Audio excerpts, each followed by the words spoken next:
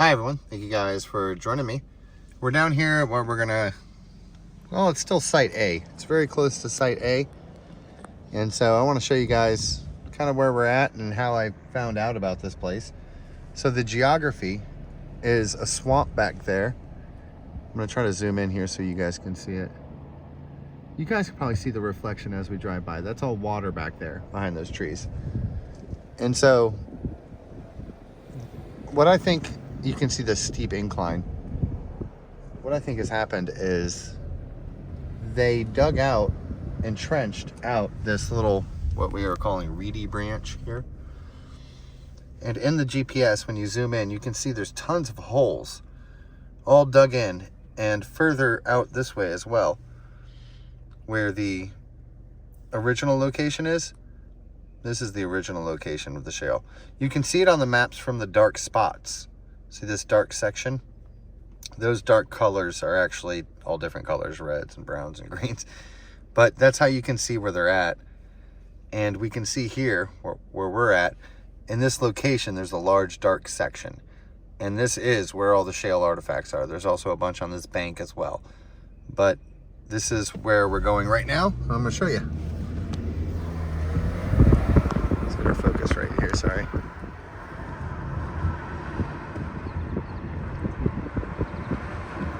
Hope you guys are having a good day. Appreciate you guys joining me. But already just everywhere I see the wooden artifacts, they're all over the place, these charred wooden artifacts. I'll show you a few right here. It's so easy to find these, it's incredibly easy, and that's kind of what I want to demonstrate right now. Here's one right here, so we can zoom in. That right there is a wooden artifact. It's a charred piece of cedar or burnt wood. Yeah, in order to kind of understand this, you also have to know how they dug out the trees. There's another one right there. You can see how it's burnt. But whenever they extract all the trees from these areas, they don't just cut them down and leave the roots. They extract the whole tree and they flatten everything out. And this stuff that comes up afterwards, after the construction is completed, that's the stuff that we find. All right, that's the stuff that we know are artifacts, just because they're charred and they're grafted and there's so many aspects to it. We went over that before, but let's go ahead and we'll go check out some of this stuff at the ground. And this video is brought to you by Iron Academy. If you want your son to look like this and he gets a sword at graduation, he gets a fucking sword, okay? So I don't know what else you need to know, but if you want to pause and read, you can sword fight with your friends right there on Edwards Mill Road Rally. Proud sponsor. All right, let's check this place out. It's Easter Day, so it's a great time to visit your local construction sites. I'm eating some Takis, excuse me. So I want to take a peek at some of these just in case.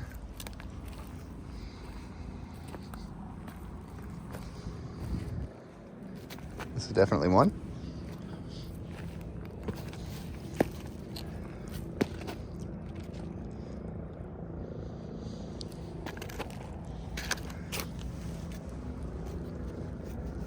It's hard to say. They made a lot of stuff. There were a lot of Indians here. And I mean, our history tells us that. When you go and try to research this stuff, they do consolidate it into like one. You could learn everything you wanted to learn about Native Americans in the United States in about 3 days. Every single thing. There's so much more history than that. There's so much more. I mean, they lived in here, and it's like, oh, they lived here this long ago. It's not that they lived here this long ago. It's that they lived here from 30,000 years ago to just a little while ago, to like 300 or 400 years ago.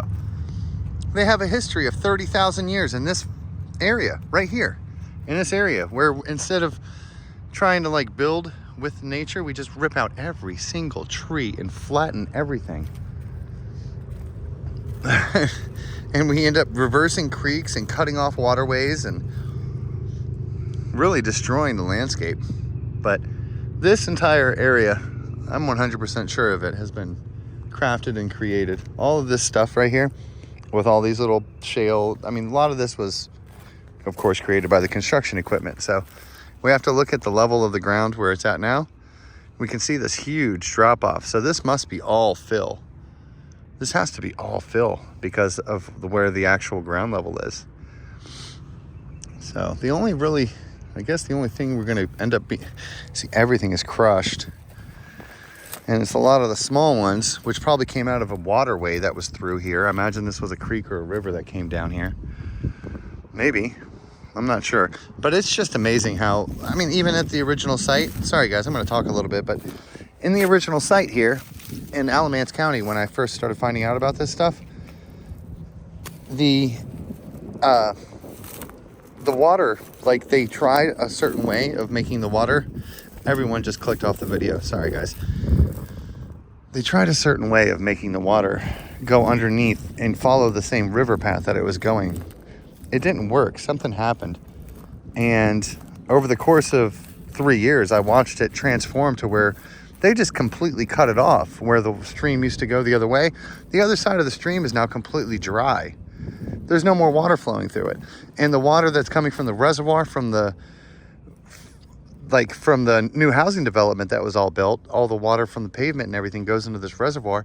It's just backflowing back into the river and making the small creek, which is about 3 miles long, making the entire creek just backflow. And it's totally destroyed my original site. So we do see the shale here, but I imagine this stuff was just moved here, you know, picked up and dumped down here. So, because I don't see any full pieces at all. All I see is broken shards of it. It's all busted up. But anyway, it's fun to look at the landscape out here and just to kind of explore this area while we can. You see the original level down here. They actually put a fence. It's so steep. It must have been regulated to put a fence there. Yeah, it is pretty awesome back there. Oh man, I'd like to go down on that creek. It's called Swift Creek, and yeah, you can see the shale here. This is all just washed from fill. This is all broken up shale artifacts, tiny little pieces of it. It's like they almost knew that it was going to happen, and so whenever you take these and you throw them and you break them, they turn into more effigies. It's like a lot of this stuff, sorry for our focus, but this is a little bird head. It's just every single stone is a bird head. And that's what you'll find in North Carolina. That's what will let you know that the stuff's real. When you come out here and you see every single one shaped like a bird head, you're like, what? And you'll look at these for 3 or 4 weeks. And then all of a sudden something will click and you'll start to see details like you have never seen before. It's an art. It's an art that they had.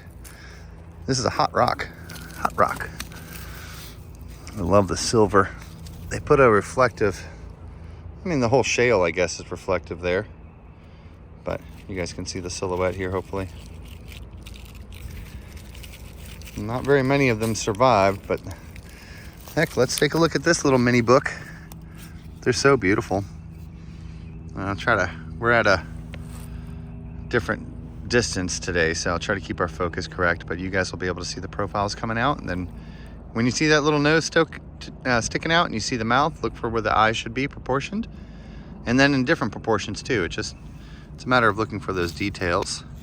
Here we can see the crack for the mouth here on this character with the left side profile. Beautiful ancient American. We flip it over and we'll see much of the same.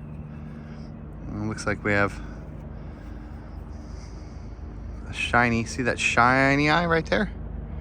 Sorry, I'll try to keep it in the screen. It's a little tough, but there's a little shining eye that shines back at us. And on this, if you look closely at it, you'll see the little cracks. So on this interior, there's an interior image, which I can separate. I can take this little piece off. And he's breaking apart now, but this is his face right here that I just took off. And this was part of his bird headdress, which has the beak and the eye of the bird and the rest of the bird coming down. Now, when we took him off, there's of course another character portrayed in there to the right. You can see how the eye is done. It's all about looking for the eyes, and these eyes will pop out at you once you start to believe that the art is real. It's not even a matter of skill. A lot of times it's just a matter of like your mind is saying, okay, yes, people actually did this. And that's what's so fascinating about it. You guys can see these silhouettes on every single one. I'm curious on how long I'm going to have to do this, but guys, if you're into rock art, if you're part of this community, this stuff right here is worth stopping and taking a close look at and considering coming down and documenting yourself. Because if enough people know about this stuff, enough people it'll get enough exposure to where the rest of the rock art that we all try to advocate for will be recognized. There's nothing like these shale artifacts. And where the shale is are also the burnt wooden effigies as well. Here's a big mammoth head. I can't believe. Sometimes I can't believe it. Look at this thing.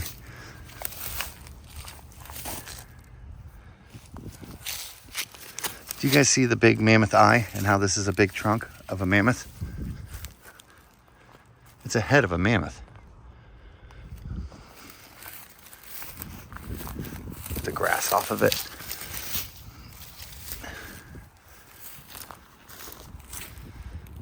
It's incredible. The wooden stuff is just so out of this world. And so these places, they haven't been trenched up. They've been sitting here for thousands and thousands of years until we've come through and look at this wall. Look at this down here. Wow. That's a good 15, 20 feet. They filled all of this. Amazing. Imagine the geography. So I need to go down there to the creek. That creek down there, to see this stuff, it leads you. This art leads you to where you need to be. And where I need to be right now is in that what they call Swift Creek. Because that creek has everything. All right, there's someone coming. I'm going to let it go. Bye-bye. Oh, we're okay. I love the colors. It's good for Easter. Happy Easter, everybody, or belated Easter. I'm sure you guys are watching this after. But look at this guy. He looks like gold, doesn't he? Goodness gracious, I hope I'm showing him correctly. So we're looking at the man with the bird mask on. We've been studying and looking at this in the last video there. We showed a lot of this guy. And this character you can see, boy, I wish I could see my screen. I'm gonna go ahead and put him down on here, and that way maybe it'll be easier to see. So with the guy, he's got his eye and his bird mask on top of his head. There's also a silhouette here to the left. And they always have that little notch for the mouth. So if you look to the left, it literally is just a tiniest little statue of a human being. Oh my gosh, I hope I can get it in focus. I'm gonna keep this one and I'll show it again, but I cannot see my screen at all because it's probably too hot. So the thing about trying to keep these is they're so fragile. So, you know, who would ever just pick up all the roots out here? I know how they do this. This is all filled. There was no trees here. And the stuff that comes out, there are probably some tree pieces. Here's a whole shale piece. But most of the stuff is part of these artifacts. Now we're seeing these left side portraits come out, but the bird head on the right hand side, just like, I mean, this is the same style over and over again, right? And then as we chip these guys up, we'll see the left sides. Oh, I should take this one home. Especially considering I can't see the screen at all. I'm just gonna have to hope it's showing everything. We can see these left side silhouettes. There's small faces, and then there's the large ones on the right hand side. I'm gonna take a few of these off together. Here's a beautifully painted one with a big white eye. And then on this side, we have a smaller one with its mouth right here. Interpret some of them as you will, but look at the paint on the face. And you'll see how these will match up together. This is gonna be its own little character right here, with its nose and its open little crack for its mouth and its eye with the band over its eye. Put that guy right there. And remember, we do have to keep an eye out for mammoth as well. All this stuff right here, you see how it's not on the other ones, it's mostly on this one. That little lining is actually all spit. There's a little silhouette in here in the archaic or old style. And there are a few more sheets on this. We can go ahead and chip off. Might be able to peel one off or two off. Make it kind of tough. Let's take a look at this one. So here in the black, I just took off some of her eye that was painted in there, but so I imagine what they did is they painted a lot of this and then afterwards they designed it, but they definitely took it apart and put it back together again. Here we have that eye of that mammoth. I knew there were some mammoths in here. And what we have here is perfect for Easter. It's a sign of fertility. This is the big fat chicken. You can see the big fat chicken's head. See how the beak is just perfect. And how the tail sticks out. And it's just a huge fat chicken with, or you know, it's a fertility sign. So, and on the other side here, we'll have some more of that chicken. And believe it or not, you could turn this into a human and other things too. But I love that little bird there. Here we have a very nice, just big face, just like a lot of the other bigger faces that we have at the house. You can see how the mouth and the eye are with the band across the face. And then in this darker section, there'll be a more interpretive part of it. But here we have maybe the lips and the eye. And then, of course, the right side silhouette as well. And so I have a few more here. This is the left side portrait with the woman that has the duck on the right-hand side. It's so cool because learning the stone art, here we have that eye with the stripe, is the same. And you see how the cheek is really represented. So learning the stone art and seeing this, it was almost like a primer, because the stone art is a lot of these same characters. It's a lot of the same exact people that are in this shale stuff. And it's like they represented from all times. It was really a fast art. It wasn't like the stone art where it took them generations and generations, from what I estimate on some of this stuff, where there's just hundreds, sometimes thousands of images on a very large stone that you could hardly carry. But this stuff is just like 1 or 2 or 3 days of people just at the moment, at the time. So it really captured a snapshot of what they were thinking about.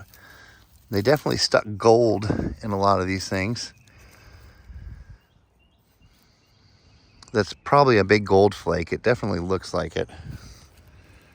I'm gonna go ahead and put that in my pocket too. It's heavy as I could tell it's trying to fall off. But they would put gold on the eyes of these things. Gold was nothing for these people. And if I really talked about how much gold was out here. So here we have a left side silhouette. These are beautifully painted. They're a little bit of a different style, but hopefully you guys can see them pretty well. Here we have a depiction of a squirrel girl. I wasn't sure if I was seeing her before, but I definitely can see her now. This is 100% a squirrel girl motif, if you guys remember from the stone art. On this one, you can see how the nose, looking at the longest point, this has a silver paint on it, but there is a character that we can turn over there. Almost looks kind of like a fish. Does have the paint like